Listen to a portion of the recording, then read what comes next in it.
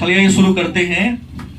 इतिहास पाठ संख्या 8 और इतिहास पाठ संख्या 8 का नाम है अमेरिका में यूरोपीय प्रसार एवं संस्कृति का टकराव।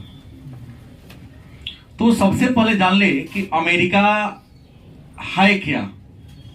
हमने कहा पढ़ना क्या है, अमेरिका में। कहां पर? किसका? तो यूरोपीय संस्कृति का प्रसार। अमेरिका में यूरोप की संस्कृति कैसे गई? तो ये जो आपके सामने लगा हुआ है यह मानचित्र है और यह मानचित्र विश्व का मानचित्र है। माने विश्व कहो, अंग्रेजी में वर्ल्ड कहो या आम बोलचाल की भाषा में संसार कहो। किसका मानचित्र है? संसार का मानचित्र है।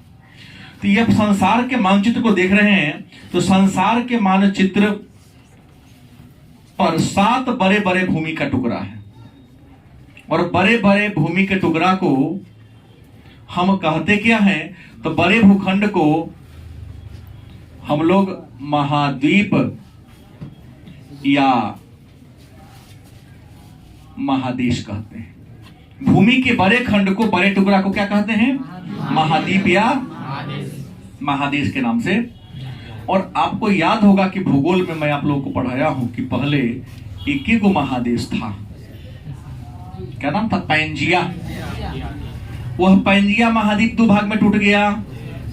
एक का नाम पड़ा अंगारा लैंड, दूसरे का नाम पड़ गया गोंडवाना लैंड।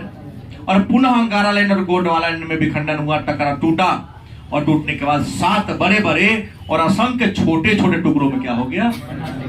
याद है ना? 10 में बात को जानना है। अब मुद्दे की बात करता हूं। गेटवा सटा दे, गेट सटा दो नहीं।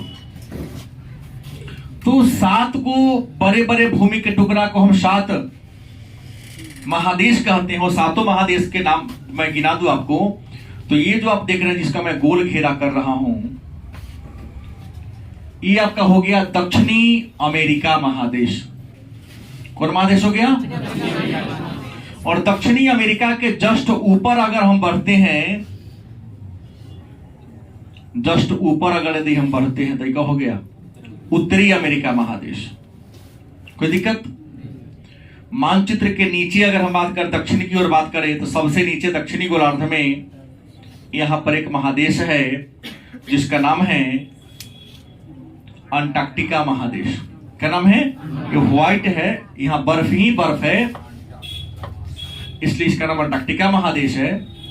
अंटार्कटिका महादेश को हम श्वेत महादेश भी कहते हैं।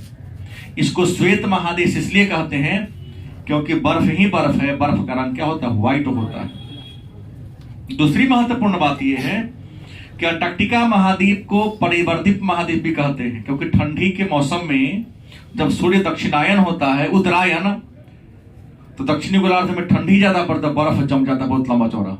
और जैसे सूर्य दक्षिणी गोलार्ध में जाता है तो गर्मी पड़ती है, बर्फ पिघल के इसका पानी में बदल जाता है, तो इसका आकार क्या होता है? छोटा। तो अंटार्कटिका महादेश को परिवर्तित महादेश भी कहते हैं क्योंकि इसका साइज छोटा बड़ा होता रहता है। ये जो आप देख रहे हो ये भी एक महाद्वीप है, महादेश है। ये सबसे छोटा महादेश है, नाम क्या है? ऑस्ट्रेलिया। और ये जो आप देख रहे हैं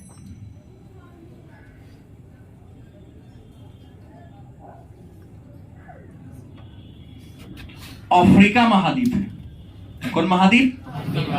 अफ्रीका महाद्वीप है।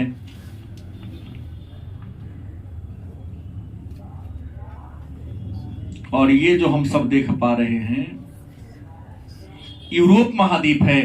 आई गोल घेरा से बाकी जो बीच में रह गया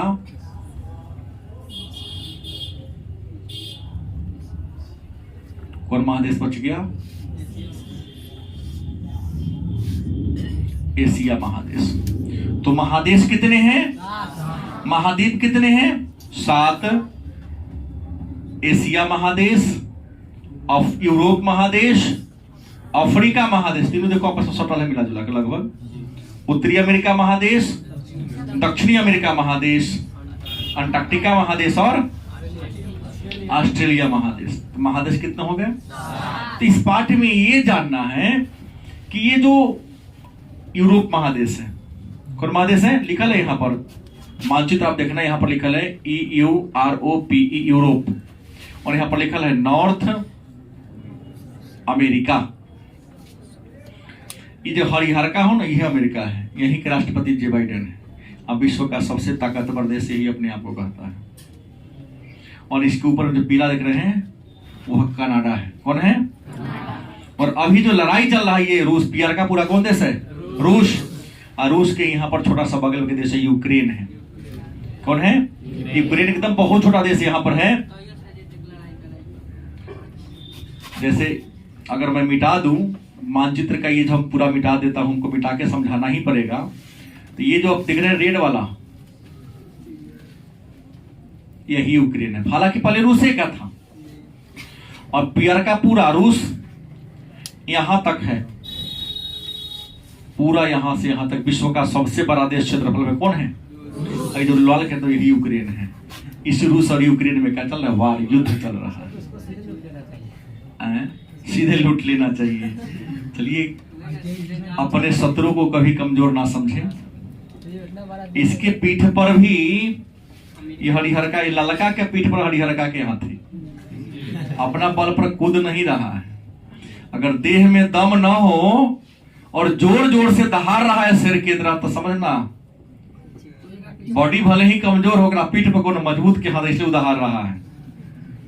मतलब जेलेंस्की ज्यादा बर्बाद होके रहेंगे, लेकिन कोई लोग का दवाई पीठ पर दले तो लड़ ना महती थोड़ा पीछे लड़। हाँ, ये हमेशा रहेगा। ये है, यही यूक्रेन है। बात समझ गए? खैर मुद्दे पर आइए। तो अगर इस बात को आप लोग समझ गए तो हमें जो पढ़ाना है उस बात को पढ़ें। समझ गए? उत्तरी अमेरिका महादेश, दक्षिणी अमेरिका महादेश। तो ये कहता है इस यूरोप महादेश में जो कल्चर था, जो परंपरा थी, इसका फैलाव अमेरिका, चाहे उत्तरी अमेरिका हो चाहे दक्षिणी अमेरिका में, कैसे हुआ? आइए इसी बात को हम लोग क्या करते हैं, जानते हैं। देखिए, बहुत पहले की कहानी है कि ये जो पीला वाला देश अपन चीन है, सॉरी इंडिया है, हरिहरका कौन है? चीन से लेकर ये यूनान तक, यहां तक जाने वाली 6000 किलोमीटर के आसपास एक लंबी सड़क थी। पढ़ाया 10 में भी आप पढ़े होंगे। सड़क का नाम था रेशम मार्ग। क्या नाम था? इस रेशम मार्ग के द्वारा इटली के व्यापारी, रोम के व्यापारी या पश्चिमी यूरोप के व्यापारी पूर्वी यूरोप जाते थे, एशिया महादेश में आते थे, और इसी रास्ता से क्या करते थे? बिजनेस करते थे, व्यापार करते थे। ऐसे व्यापार के बल पर पिछड़ा हुआ इलाका बहुत समृद्ध हो गया, धनिक हो गया। ठीक है, क्लास 10 में आप लोगों ने पढ़ा होगा कि 1453 ईस्वी की कहानी है। कब की कहानी है? पूर्वी रोमन साम्राज्य की राजधानी थी बाइजेंटाइन, और उसी के बगल में छोटा शहर था कस्तुनतुनिया। 1453 ईस्वी में कस्तुनतुनिया का पतन हो गया, और कस्तुनतुनिया का जब पतन हो गया तो कस्तुनतुनिया पर पहले ईसाई धर्म के लोगों का अधिकार था, लेकिन 1453 ईस्वी में ईसाइयों का अधिकार क्या हो गया? खत्म हो गया, और ईसाई के जगह पर कौन आ गया? मुसलमान आ गया। कौन मुसलमान? उस्मान तुर्क। पिछले पाठ में लिखा दिया हूं। उस्मान तुर्कों ने यहां पर क्या कर लिया? कब्जा कर लिया, अधिकार कर लिया। जैसे ही उस्मान तुर्क अधिकार कर लिया, तो यहां के व्यापारी सब ईसाई था, यहां तक आता था, इसकी जगह तो न जाए देंगे हमको, और ये सब यहां से लगा व्यापार करने। तो यहाँ के जो व्यापारी था, देश था, तब व्यापारी पर निर्भर था। इंडिया में, चीन में आके सामान बेचता था और बहुत आगे बढ़ गया था। जब ये रास्ता घेर लिया, उस्मान तुर्कों ने कहा कि पूरा बाने हम तुमको नहीं देंगे, इसे पश्चिम में रहो, इससे नहीं आएगा तो फिर लड़ाई होगा। और आपको बता दिया हूं कि धर्म के नाम पर ईसाई और मुसलमानों के बीच 8 बार युद्ध हुआ है। क्या जी? क्रूसेड कहते हैं। और हर लड़ाई में अंतिम रूप से पराजय ईसाइयों का हुआ। रास्ता बंद हो गया। रास्ता जब बंद हुआ तब व्यापार क्या हो गया? चौपट हो गया। अब व्यापार चौपट होगा तो मैं आपको बता दूं, महासागर 5 गो। कितने महासागर? प्रशांत महासागर, अटलांटिक महासागर नहीं, दक्षिणी महासागर, हिंद महासागर, आर्कटिक महासागर। महासागर कितने? एक का नाम क्या है? प्रशांत पूरा लंबा है, मैं देख रहा हूं। दूसरा अटलांटिक महासागर, तीसरा दक्षिणी महासागर, चौथा हिंद महासागर, पांचवा आर्कटिक महासागर। रास्ता बंद हो गया तो यहां पर एक देश है, 2 गो देश, इस घेरा में 2 गो देश है, समझ गए?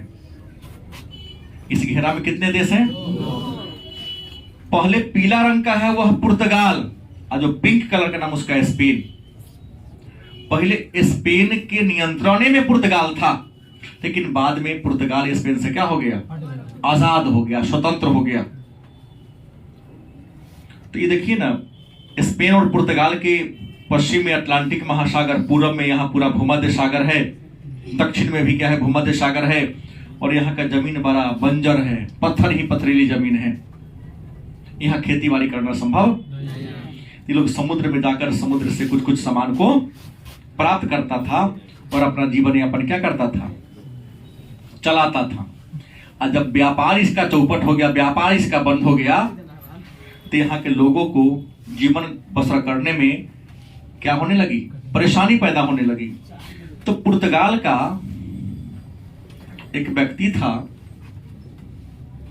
जिसका नाम था वास्को डी गामा। क्या नाम था? और इटली का एक नाविक था जिसका नाम था क्रिस्टोफर कोलंबस। इटली कहां है तो मैं आपको पढ़ाया हूं, पहले भी मानचित्र दिखाया हूं। ये जो छोटा सा देश है ये है इटली। ये जो ग्रीन वाला देश देख रहे हो ये है फ्रांस, और हमको गुलाम बनाने वाला देश यही है इंग्लैंड। छोटा सा देश है, इंडिया को गुलाम, यूरोप महादेश का देश, छोटा सा गुलाम बनाने वाला, विश्व के अधिकांश देशों को अपने नियंत्रण में कर लिया था। बुझ गए? तो इस इटली ये देश है, यहां का एक नाविक था जिसका नाम था क्रिस्टोफर कोलंबस। क्या नाम था? उसने एक विद्वान की किताब को पढ़ लिया था। टोलमी ने एक पुस्तक लिखी थी जिसका नाम था ज्योग्राफी। उस ज्योग्राफी किताब को पढ़ा तो उस किताब में लिखा था कि संसार में समुद्र के पार भी कई देश हैं और समुद्र को पार करके वहां पर जा सकता है। और टोलमी ने कह दिया दुनिया क्या है? गोल है। दुनिया कैसा है? गोल है। कहीं वो गोल का कोई किनारा होता नहीं है। हम जहां से चलेंगे गारंटी के दिन लौट के वहां पर आ ही जाएंगे। भुलाने की कोई गारंटी, देर होगा लेकिन दुरुस्त आएंगे। तो क्रिस्टोफर कोलंबस अपने राजा के पास गया, अपना योजना बताया कि महाराज हम एक प्लान बना के रखे हैं कि हम चाहते हैं कि समुद्र के उस पार देश है, हम समुद्र से यात्रा करते हैं, यात्रा में हमको क्या कीजिए? अब सहायता कीजिए। बात सही, गलती की सही? हम तो गरीब आदमी हैं, पैसा है कहाँ मेरे पास? आप धन दौलत दीजिए, रुपया पैसा दीजिए, बड़का बड़का नाव की व्यवस्था कर दीजिए। मेरे पास तो छोटा छोटा नाव है, हम इसी नाव पर चढ़कर दूसरा देश में जाने के समुद्री मार्ग की, खास करके कोलंबस ने कहा कि मैं इंडिया ये है, क्योंकि इस रास्ता से पहले व्यापार होता था, रास्ता बंद हो गया, ताकि हमारे पास योजना है, प्लान है कि अमुक रास्ते से चलता हुआ उत्तमाशा अंतरिक्ष। ऐसे 1488 में कैब्राल नामक व्यक्ति ने अफ्रीका महादेश के सबसे दक्षिणी बिंदु का नाम है केप ऑफ गुड होप, आशाओं का अंतरिक्ष इसे कहते हैं, खोज कर लिया था। तो कहा कि सुनने में आया है कि आशाओं का अंतरिक्ष पार करके नाके के सामने चलेंगे तो कहां पहुंच जाएंगे? इंडिया पहुंच जाएंगे। हमको खर्चा बर्चा दीजिए। इटली के राजा ने कहा कि तोरी योजना फॉलो हो, तोरा पर पैसा खर्चा करना, पानी में फेंकना बराबर है। मतलब कई बार कहा, लेकिन कोलंबस, मतलब पूरा नाम था क्रिस्टोफर कोलंबस उसके बात को इटली के राजा ने क्या किया, नहीं सुना। क्या कि तोरा पर खर्चा उर्चा कर में हमको कोनो फायदा होता नहीं है, उतना पैसा पानी में जाएगा, क्योंकि न कहीं मिला तो, क्योंकि राजा शायद बुड़बक था, ये नहीं जानता था कि डर के आगे जीते हैं। जब तक हिम्मत नहीं करेंगे, हौसला नहीं करेंगे, क्या सफलता मिलेगी? अगर हर इंसान ये सोच ले कि कहीं हम हार गए तो जीतने के लिए कोनो प्रयास ही नहीं करेगा। और याद रखेंगे, हारता वही है जो जीतने का प्रयास करता है। गलत कि सही? जीतने का, हारने का मैदान में जाएगा तब ना हारेगा। खिलाड़ी ना हारता चाहे जीतता है। किसी ने उसको कह दिया कि तो हर देश के राजा तुमको हेल्प करने वाला, चलो स्पेन। कौन देश? स्पेन।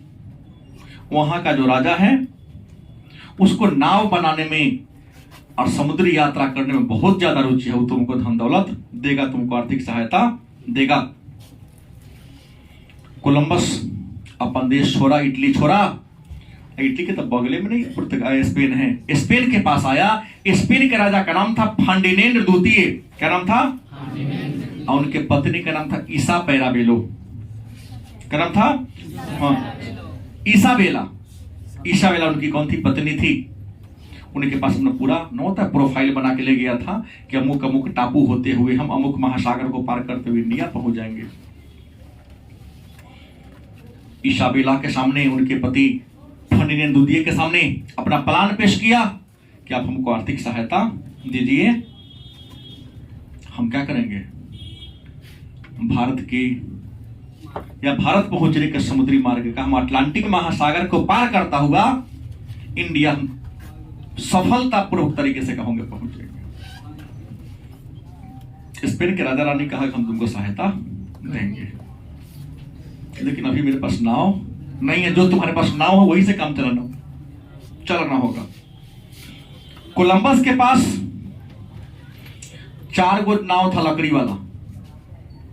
न चलाते हैं नदी उदी में। 4 गो नाव था। सबसे बड़ा का नाम था सांता मारिया। सांता मारिया के बाद था नोआ, और एक नाम पिंटो और नीना। सांता मारिया, नोआ, पिंटो और नीना, 4 गो के पास डेंगी था, नाव लकड़ी वाला। जहाज सबका नाम बोला। और 40 गो नाव को चलाने वाला। अब समुद्र में नाव लगा थोड़ी चलेगा, चंपा से काटेगा, डूबिए जाएगा वो। बांस बांध के ऊपर कपड़ा बांध दिया जाता है, हवा के झोंका से चलता है। समुद्र में हवाएं चलती रहती हैं, बस आपको डायरेक्शन घुमाना है नाव का, पाल पट्टी को टेढ़ा करना है हैंडल की तरह, अपने आप जाता रहेगा। सांता मारिया, नोआ, उसके बाद पिंटो और नीना, ये 4 गो जहाज और 40 गो आदमी। जहाज कै गो? 4 गो और 40 गो आदमी को लेकर स्पेन के बगल, ये स्पेन जो देश है, यहां पर एक बंदरगाह है। उस बंदरगाह का नाम था अडुलिसियाई बंदरगाह। कौन था नाम? अडुलिसियाई बंदरगाह से 3 अगस्त, कब? 1492 ईस्वी को कौन? कोलंबस निकल पड़ा। कई आदमी के साथ? 40 आदमी के साथ। कई जहाज लेके? कौन देश खोजने? भारत की खोज करने के लिए निकल पड़ा। बात समझ गए? लेकिन संजोग से इस अटलांटिक महासागर को पार करते करते इसको ऐसे आना चाहिए, ऐसे नहीं आया।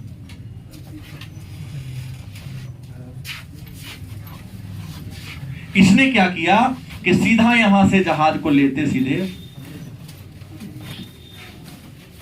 यहां पहुंच गया।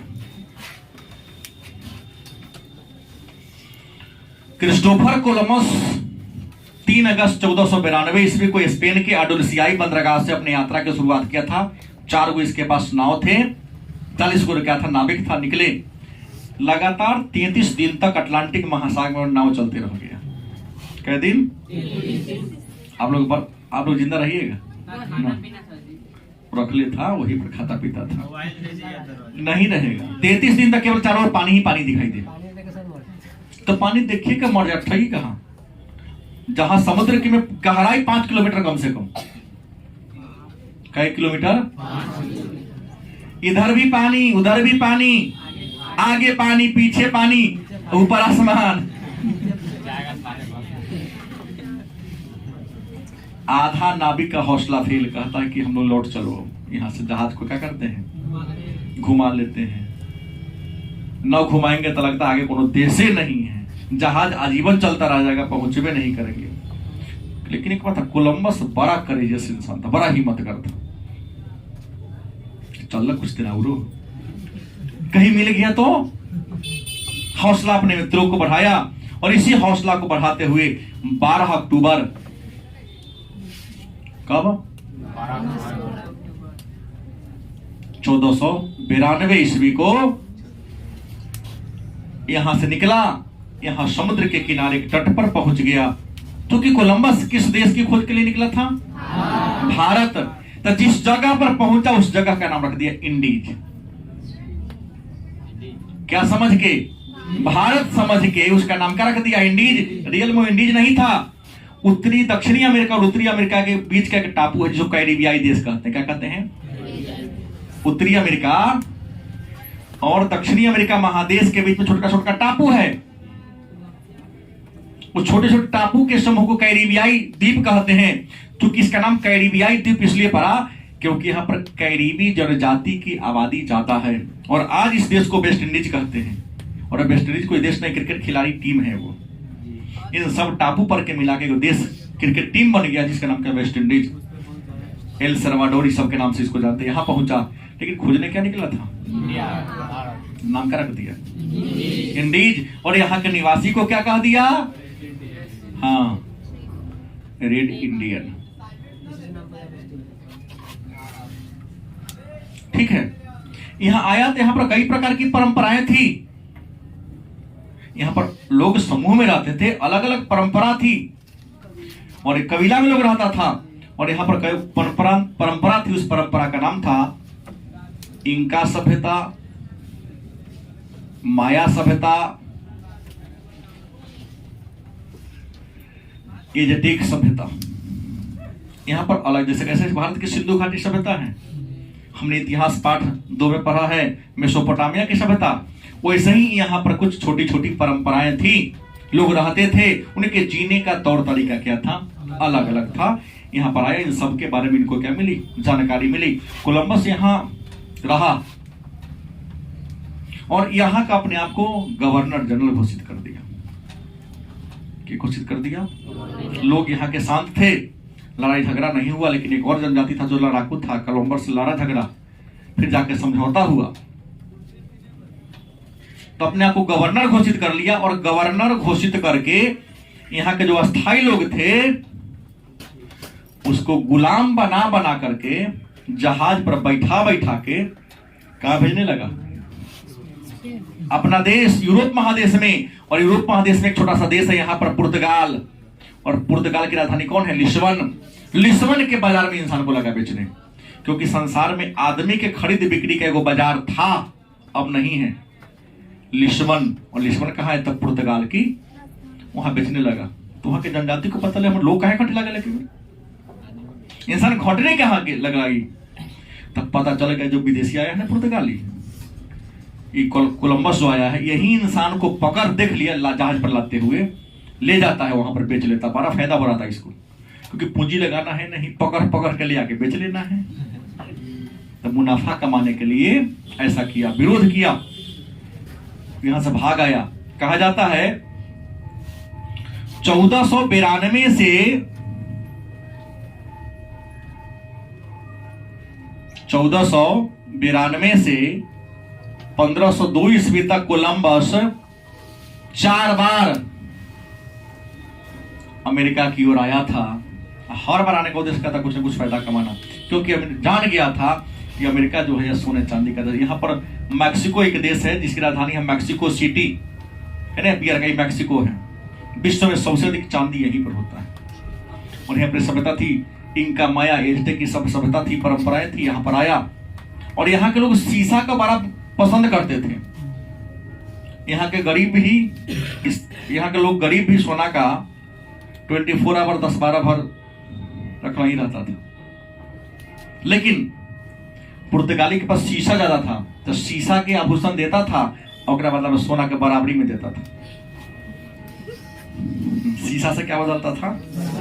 क्योंकि इसके पास शीशा नहीं था और उसके पास सोना नहीं था। देखो कितना इसे क्या कहता है, लोहा से प्याज बदल लो गांव में, बदले आप लोग। दादी के बाल से चीनी कटोरा। ऐसे ही शीशा से क्या बदलने लगा? सोना बदलने लगा। सोना को देखकर इनके पास लालच बढ़ गया। लालच बढ़ पॉलिसी अपना लिया, 3G पॉलिसी। सोना माने स्वर्ण, समृद्धि और ऐश्वर्य। जब सोना होगा तो समृद्ध धनिक होंगे, और जब धनिक होंगे तो ऐश्वर्य की प्राप्ति होगी। और यही करने के लिए यहाँ के लोगों को अपना गुलाम बना बना करके सोना के खान की तलाश करने लगा, चांदी के खान की तलाश करने लगा, और खनवा खनवा के कहां ले जाता था?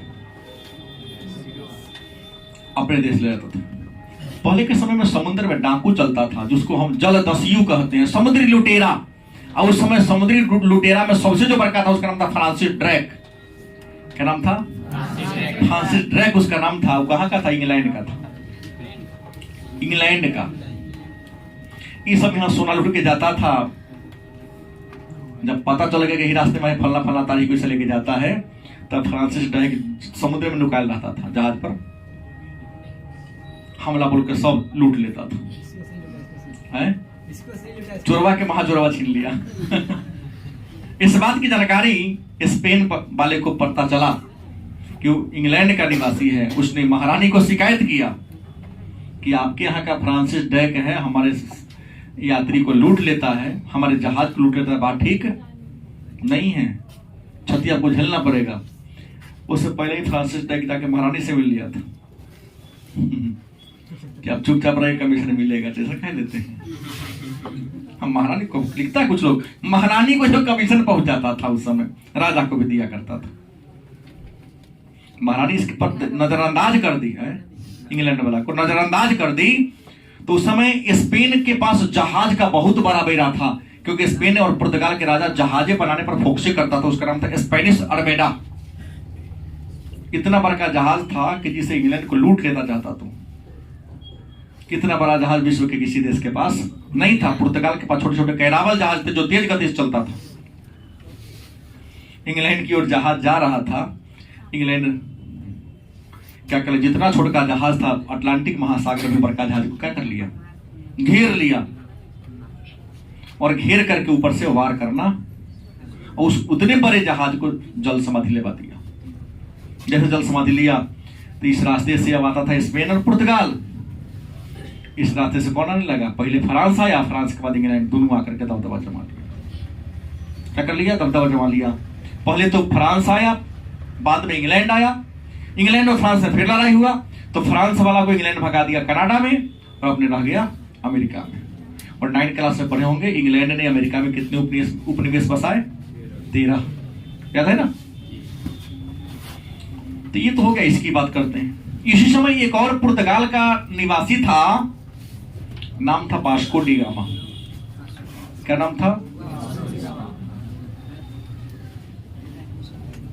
पुर्तगाल का निवासी था वास्को डी गामा। अपने राजा हेनरी के पास गया और कहा कि महाराज मैं अमेरिका की खोज करूंगा। कौन देश की? क्योंकि इन्होंने एक पुस्तक को पढ़ा था जिसमें कहा था कि अटलांटिक महासागर के पार अमेरिका एक देश है और बड़ी समृद्धि वहां है। सोना चांदी तो यूं ही, हाँ, आम लोग वहां यूज करता है। तो अमेरिका को तलाश करने की मनसा लेकर अपने राजा के पास गया। कौन? Vasco D gamma. किस देश का था? पुर्तगाल का था। राजा हेनरी ने कहा कि ठीक है, हम तुमको क्या करते हैं, सहायता करेंगे, हेल्प करेंगे। राजा ने उसको आर्थिक सहायता दिया, कुछ नाविक मुहैया कराया, क्योंकि समुद्र में जहां चलने वाला है ना, 5-6 को रहेगा तब ना। ठीक है, नाविकों का टीम बनाकर वास्को डी गामा भी अमेरिका की खोज की ओर निकल चला। लेकिन दुर्भाग्य, कोलंबस इंडिया की खोज के लिए निकला तो कहां पहुंच गया, और वास्को डी गामा अमेरिका की खोज के लिए निकला तो अटलांटिक महासागर के पार करते हुए, किनारे किनारे पार करते हुए चला गया उत्तमाशांतरिक, दक्षिण अफ्रीका के सबसे दक्षिणी बिंदु को उत्तमाशांतरिक, अंग्रेजी में केप ऑफ गुड होप कहते हैं। यहां पर दक्षिण अफ्रीका में एक इंसान से मिला, दुर्भाग्य से वो इंसान इंडियन था, अब्दुल मजीद, 3 क्लास में 9 में पढ़े होंगे। उससे पूछा, हो हमारा भारत जाए के रास्ता देख ले छा? वही कह दिया, एक सीधे चल जाओ, रास्ता के नौ घुमा, सीधा इंडिया पहुंचेगे।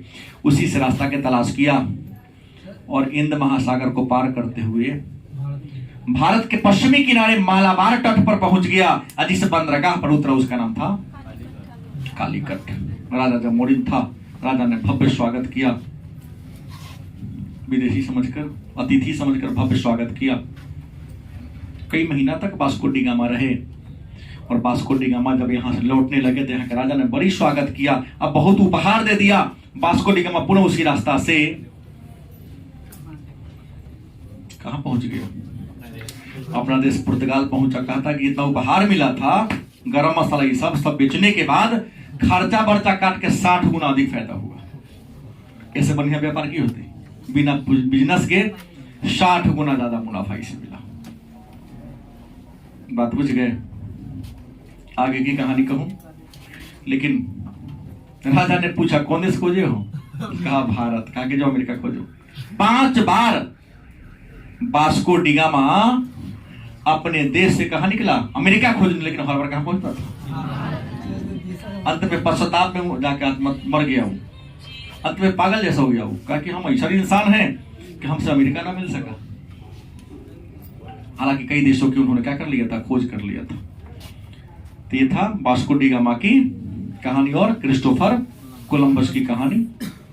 अब कल के क्लास में जानेंगे कि इन सभ्यता में विशेषता क्या क्या थी, इस सभ्यता की कहानी, यहाँ के कौन लोग रहते थे, उसकी पहचान क्या थी, वो सब खाता पीता क्या थे। ये तो सुनने सुनाने की बात है, मेन कोलंबस और वास्को डी गामा की बात थी।